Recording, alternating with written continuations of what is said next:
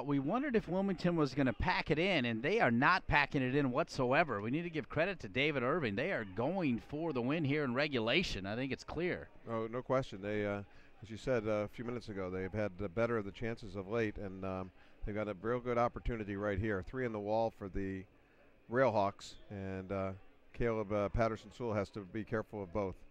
This one come in, no problem for Caleb Patterson. He looked like he was leaning left just for a second, and then he handled it. Caleb Patterson-Sewell spent time with the Red Bulls last year.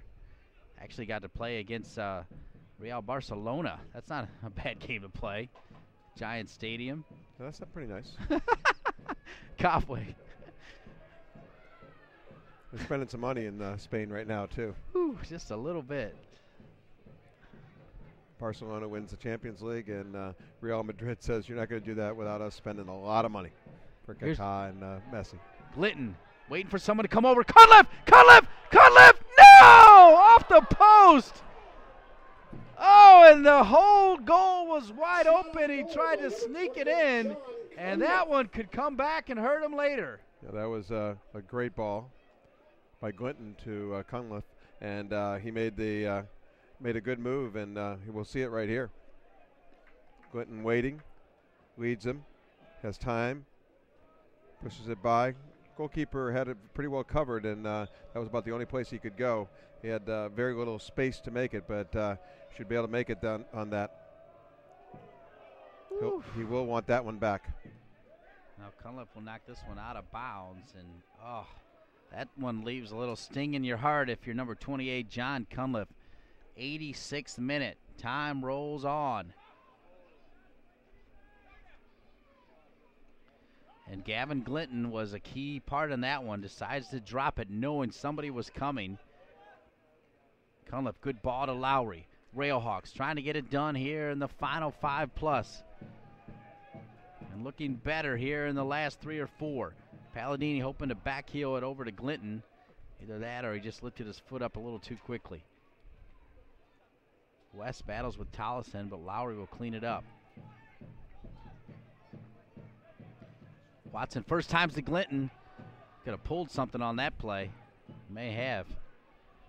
That'll go the other way now for the team in blue. They got numbers. It's 5-on-5 right now. Far side. It's Murray. Chris Murray, he came on in the second half along with Bundy, and Bundy will drive it back in. There's Cunliffe again. Cunliffe knocked off the ball. As Bagley battles with him, and finally, as Cunliffe just getting a little bit frustrated, and Bagley will knock it out of bounds.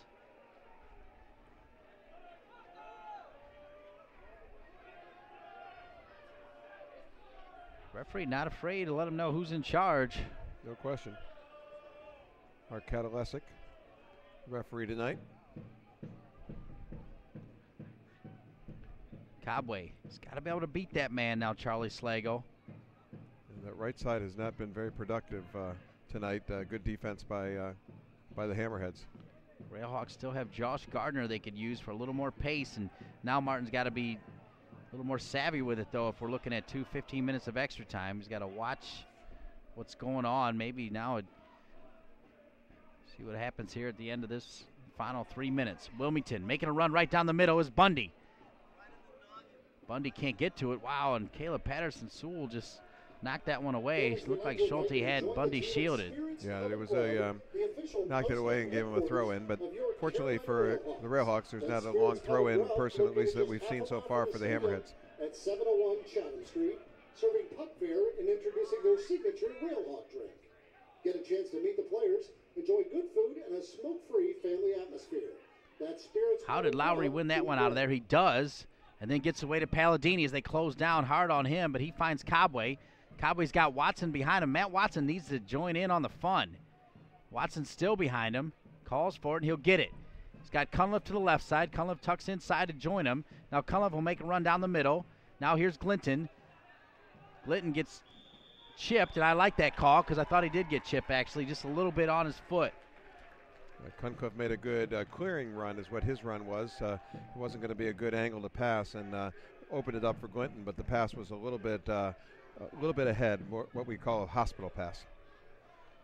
All right, so this will give now. Look at this, where the ball is right now. Anybody that was watching the Cleveland game on Fox Soccer Channel will recognize exactly where Daniel Palladini is, because just maybe a couple feet to the left, he hammered one from about this distance that went through and in.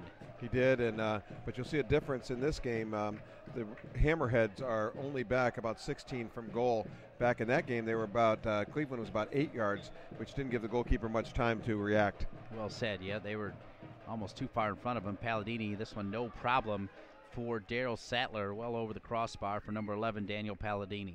We haven't seen as much out of Palladini in the second half. Maybe a little bit tired. He's been playing a lot of minutes in the most recent games. Yeah, came off the bench to finish that game in the heat at Minnesota. We're in the 90th minute. Looks like she's got a 2 up over there. Sandra Serafini, as we hope to get an indication of the added time. Could be a little more than 2. Lowry wins it. Good ball to Cunliffe.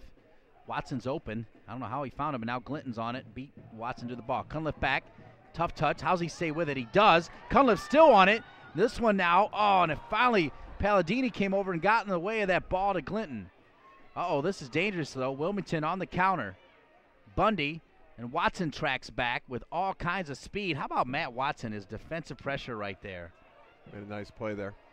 Somehow won back, though, by Wilmington. You cannot take your head off the Hammerheads.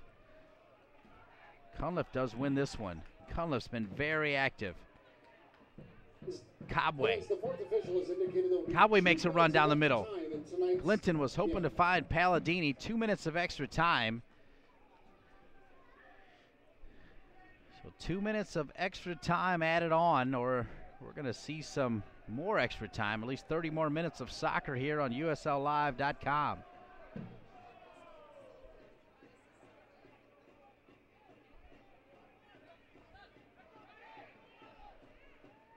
We will take a company break here if it does go to extra time, and let the cameramen just kind of give you the sights and scenes as we'll regroup here on USLLive.com.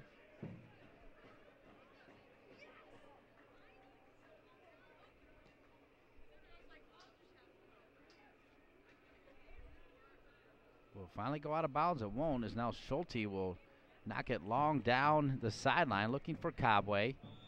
Foul there, an unnecessary foul by McKinney, far side, and this will give Wilmington one more chance to knock it in. Not sure about that foul, why it was needed. That's a situation where it wasn't dangerous when the play was going on, but is dangerous now.